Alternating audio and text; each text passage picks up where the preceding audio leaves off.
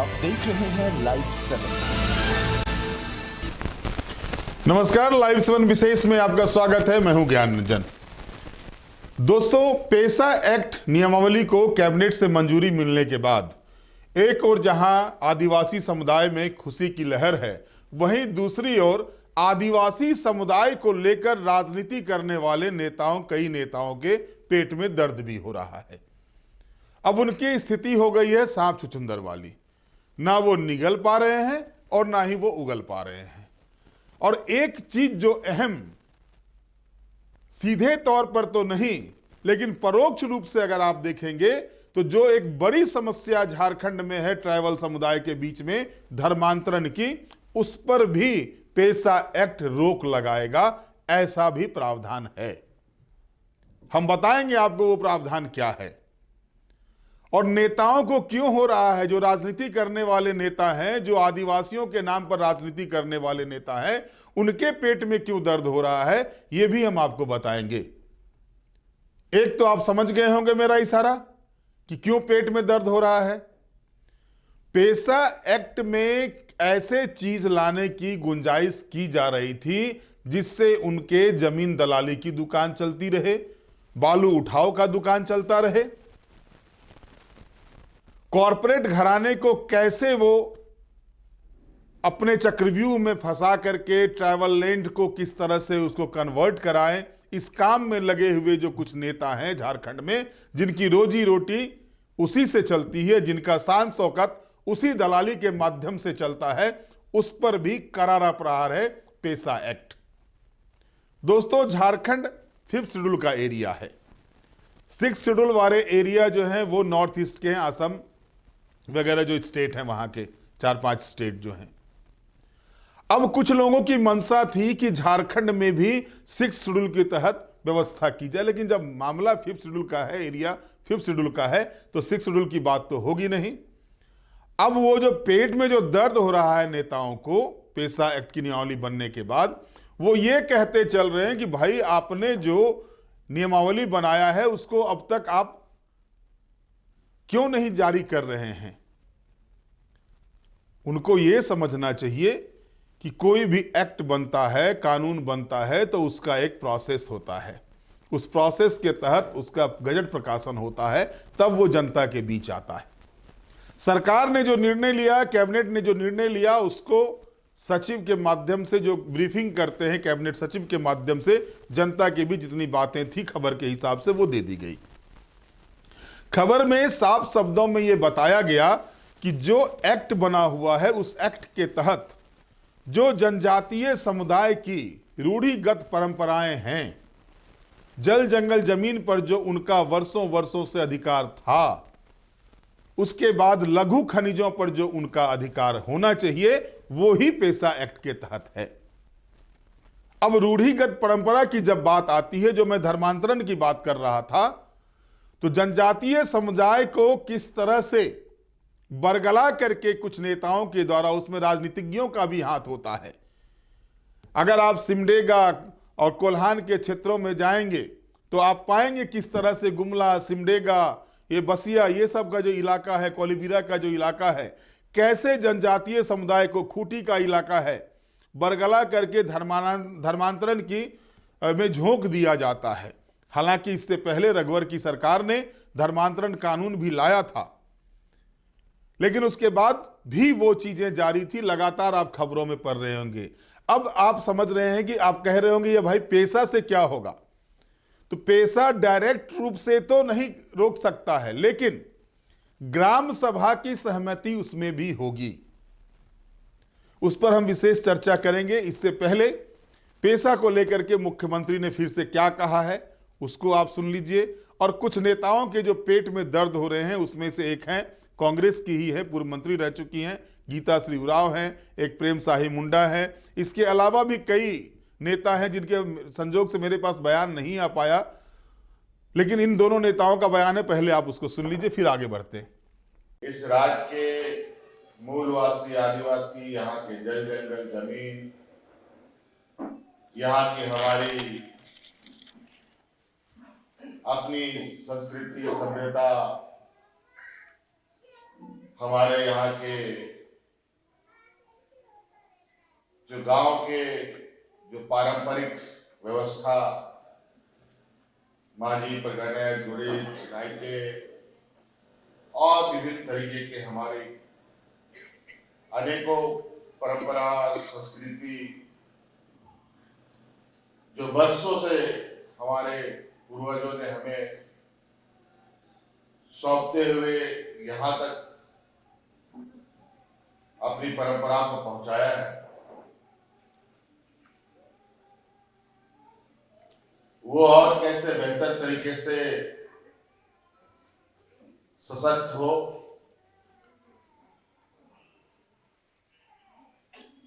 हम सब लोग और आने वाली पीढ़ी को सुरक्षा हम प्रदान कर पाए।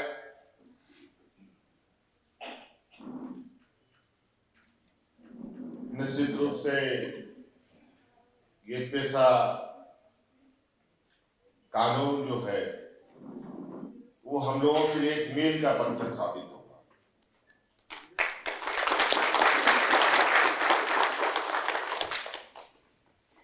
और हमें भी इस बात का संज्ञान है कि इस काम में अनेकों लोगों ने अपना योगदान दिया। आम लोगों का भी राय जानने की प्रयास हुई,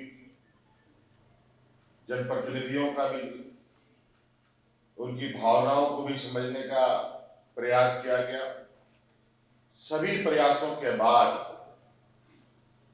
आज मूल रूप से पूरे राज्य में एक जो लंबी मांग रही है इस राज्य के जनमानस की, उसको पूरा करने का हम लोगों ने प्रयास किया कि हाल के दिनों में ही एक नहीं, दो नहीं, तीन नहीं, 1000 नहीं, 2000 नहीं, 9-10 हजार नौजवानों को सरकारी नौकरियां दी।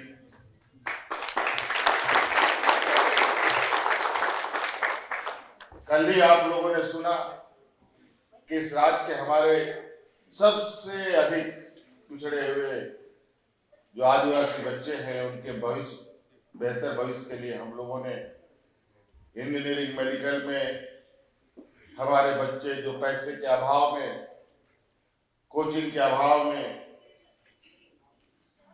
इंजीनियर, डॉक्टर नहीं बन पाते थे, उनको इंजीनियर, डॉक्टर बनाने के लिए हम लोगों ने अलग से व्यवस्था की। जहां मैं समझता हूं कि राज्य नहीं, पूरे देश के अंदर जितने भी इंजीनियर और मेडिकल कॉलेजेस हैं, उन सभी में झारखंड के हमारी आदिवासी बच्चे अपने स्थान को प्राप्त करेंगे। सीमित संसाधन में अधिक चीजों को हम कर पाए, ऐसी चीजें आपके सामने रखी जाएंगी, आपको बताया जाएगा। हम लोग प्रारूप तैयार कर रहे हैं कई चीजों को, और पेशा कानून के माध्यम से बहुत सारी ऐसी चीजें हैं जहां आपको भी, बशर्ते आप सब लोगों को भी इसमें एक ईमानदार प्रयास के साथ ही आगे बढ़ना होगा। कानून हमेशा सही होता है, उसका कार्यान्वयन में गड़बड़ियां होती, हर चीज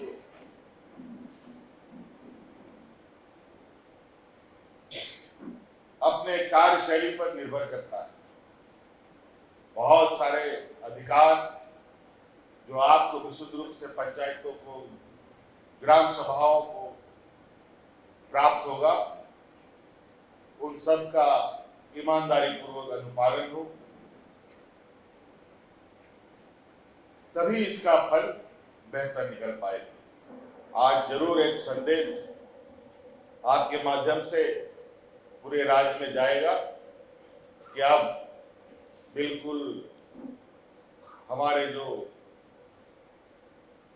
समाज संस्कृति है और इस राज्य का जो एक इतिहास है, गौरवशाली इतिहास है, जहाँ हमारे पूर्वजों ने, हमारे आंदोलनकारियों ने, हमारे दिसंबर सिबू सोरेन जी ने जो परिकल्पना देखी थी और जिसको लेकर हम भी अपने उनके आदर्शों को लेकर आगे बढ़ रहे हैं, कि हमारा गांव मजबूत होगा तभी हमारा राज्य मजबूत होगा, तभी देश मजबूत हो सकता है। तो हम हर हाल में गांव मजबूत करें, गांव के लोगों को मजबूत करें और राज्य के सर्वांगीण विकास का जो एक आकार है, उस आकार को मजबूती प्रदान करते हुए देश के अग्रणी पंक्ति में खड़ा करने का काम करें। जो है बार बार हाई कोर्ट, उच्च न्यायालय जो है झारखंड में जो है, उसके द्वारा ये बार बार ये निर्देशित किया जाता रहा सरकार को कि पेशा कानून को जल्द से जल्द राज्य में लागू किया जाए।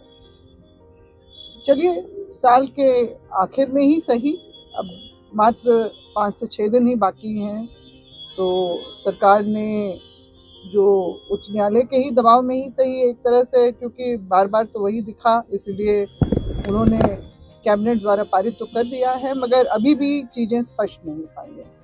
अधिसूचना जारी नहीं हुई है, नियमावली का जो है स्पष्ट खाका जो है पब्लिक डोमेन में भी नहीं है, जो आ जाना चाहिए था साथ के साथ, ताकि लोग इसमें अपनी राय को सही तरीके से संपुष्ट तरीके से हम लोग भी रख पाते।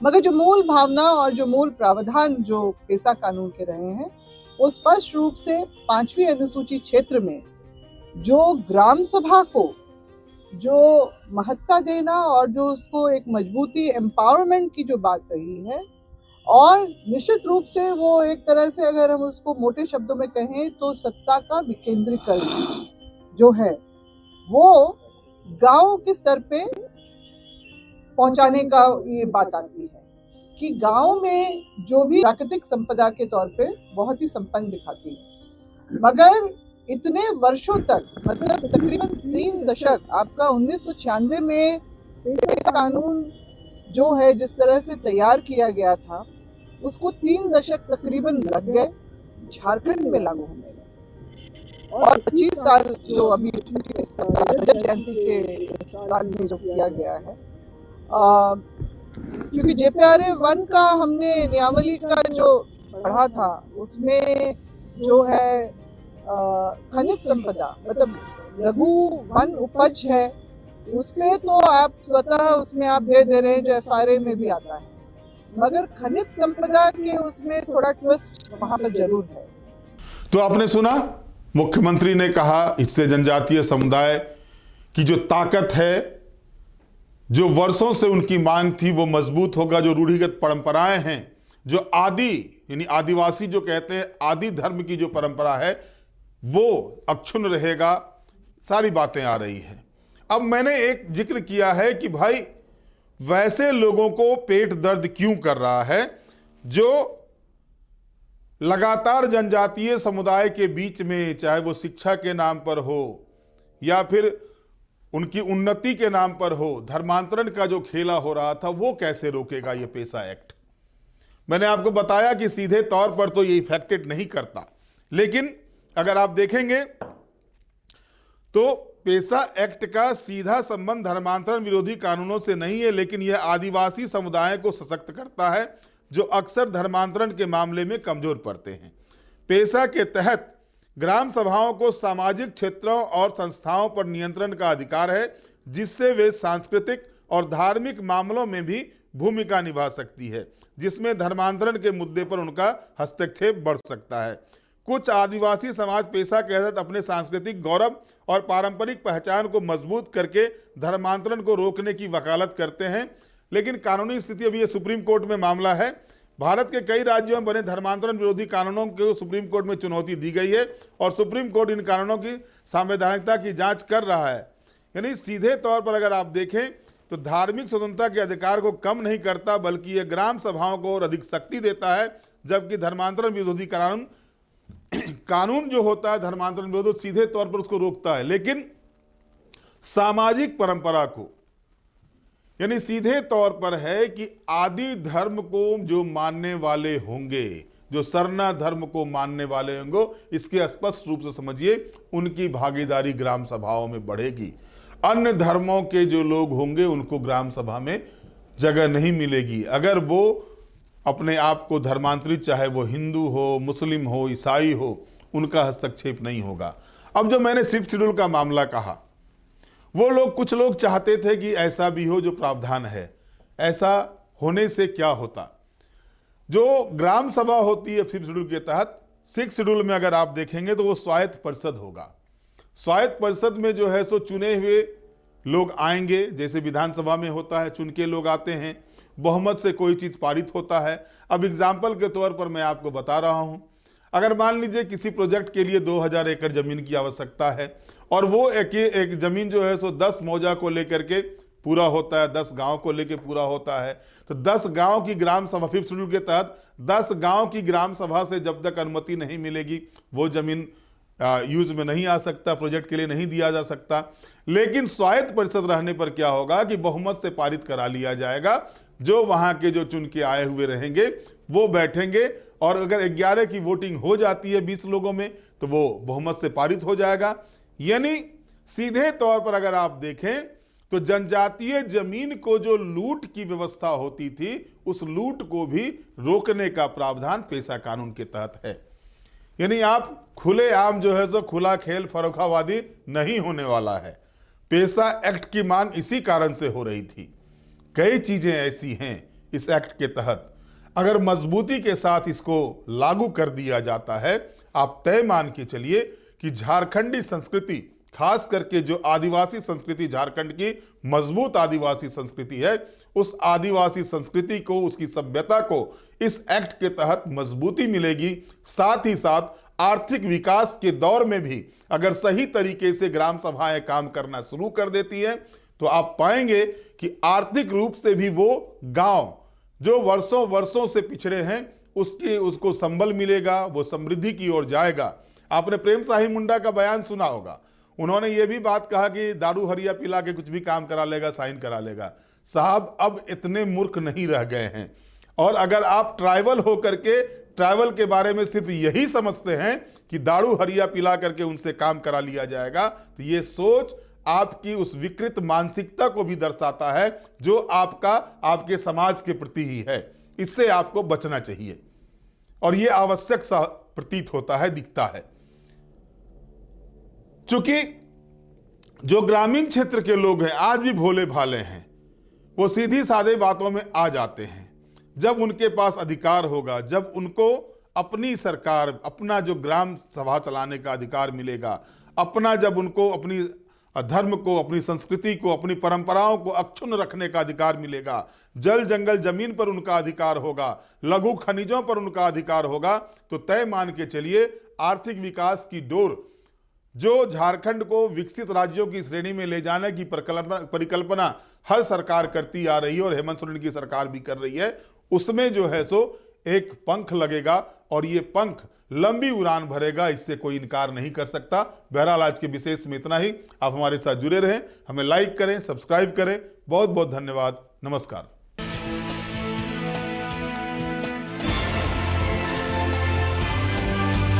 आप देख रहे हैं लाइव 7।